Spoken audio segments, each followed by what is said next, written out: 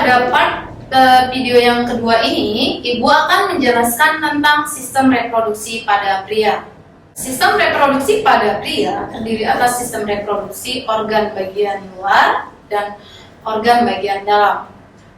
Organ reproduksi pada pria bagian luar itu terdiri atas skrotum ya, salah satunya. Kemudian yang kedua itu adalah penis. Skrotum adalah organ yang berfungsi untuk membungkus testis. Jadi dia itu adalah organ luar, sebuah kantung yang berfungsi untuk membungkus yang namanya testis. Si skrotum ini juga berfungsi sebagai penyeimbang suhu pada si testis. Skrotum itu bisa melakukan kontraksi dan relaksasi. Jadi si skrotum itu fungsinya adalah untuk menstabilkan suhu pada testis. Karena kita tahu di mana bahwa testis itu tidak boleh mengalami suhu berada pada suhu yang terlalu panas dan terlalu dingin, karena dia bisa merusak si sperma yang ada di dalam si testis, seperti itu. Jadi ketika suhu lingkungan itu terlalu dingin, maka si skrotum ini fungsinya untuk menjaga suhu testis agar tetap hangat, maka dia akan berkontraksi sehingga mendorong si testis mendekati batang tubuh, sehingga suhu hangat pada tubuh akan melindungi si testis dari suhu dingin pada lingkungan. Begitu juga sebaliknya, apabila seorang pria mengalami suhu yang terlalu panas, misalnya suhu lingkungan panas, suhu tubuh si pria juga panas, maka si kantung skrotum akan melindungi si testis agar tidak terpapar suhu yang terlalu panas. Maka dia melakukan relaksasi sehingga menjauhkan si testis dari batang tubuh laki-laki tersebut, sehingga suhu si testis tetap stabil, tidak terlalu panas, seperti itu. Kemudian organ reproduksi pria yang kedua adalah testis. Testis tadi di awal sudah dijelaskan, fungsinya itu adalah untuk menghasilkan sel sperma. Kemudian yang ketiga itu ada epididymis. Epididymis itu fungsinya adalah suatu saluran yang berfungsi untuk menyimpan sperma sementara sebelum dikeluarkan, dan epididymis juga berfungsi untuk mematangkan sel sperma agar dia lebih kuat ketika dia ingin keluar dari tubuh atau dari saluran reproduksi pria. Kemudian ada yang namanya ductus deferens atau vas deferens.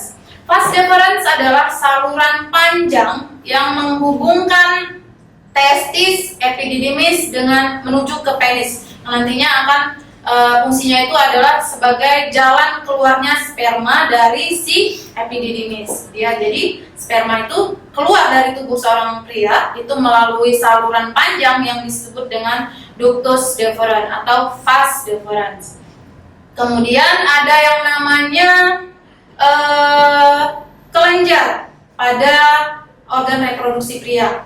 Terdapat 3 kelenjar pada organ reproduksi pria. Yang fungsi dari kelenjar-kelenjar itu adalah untuk menghasilkan cairan semen. Ya. Cairan semen itu adalah cairan yang berwarna putih, yang sifatnya itu kental dan lendir, yang dimana cairan semen itu nantinya akan berfungsi sebagai penyedia zat-zat makanan bagi si sel sperma. Yang kita tahu bahwa sel sperma itu adalah sel hidup, dia butuh makan. Maka ketiga kelenjar inilah yang berfungsi untuk menghasilkan suatu cairan yang disebut dengan cairan semen, yang di dalamnya itu mengandung zat-zat nutrisi makanan yang dibutuhkan oleh si sel sperma untuk hidup. Di mana cairan semen itu mengandung yang namanya fosfolipid. Fosfolipid itu artinya adalah fosfat dan lipid. Fosfat itu adalah gula, lipid itu adalah lemak, seperti lipid itu adalah protein. Kemudian nanti juga di dalamnya terkandung protein. Kemudian nanti di dalam semen itu juga terdapat suatu zat penyeimbang pH, sehingga nanti si sperma itu tidak akan mengalami suasana lingkungan yang terlalu basah ataupun terlalu asam. Karena lingkungan asam dan basah bisa membunuh si sel sperma. Kemudian apa saja nama kelenjar-kelenjar pada saluran organ reproduksi pria? Ada yang namanya vesikula seminalis. Vesikula seminalis berfungsi untuk menghasilkan sekret yang disebut dengan cairan semen. Kemudian ada yang namanya kelenjar prostat. Kelenjar prostat itu berfungsi untuk menghasilkan cairan kental yang dimana di dalamnya itu mengandung garam dan penyeimbang pH beserta kolesterol. Kemudian ada yang namanya kelenjar Cooper. Kelenjar Cooper itu adalah suatu kelenjar yang berfungsi menghasilkan sekret yang bersifat lendir. Yang dimana agar apa? Agar si sel sperma itu dapat berenang keluar dari tubuh si sel sperma karena dia diiringi oleh sekret yang sifatnya itu seperti lendir seperti itu. Kemudian penis. Penis itu fungsinya adalah sebagai alat organ kopulasi pada pria dan sebagai jalan keluarnya urin. Jadi di dalam penis itu ada uretra.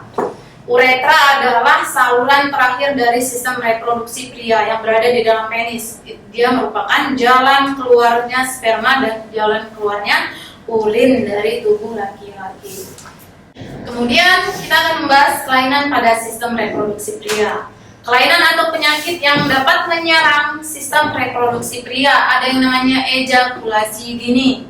Kemudian ada yang namanya infertilitas atau ketidaksuburan dan ada yang namanya impotensi.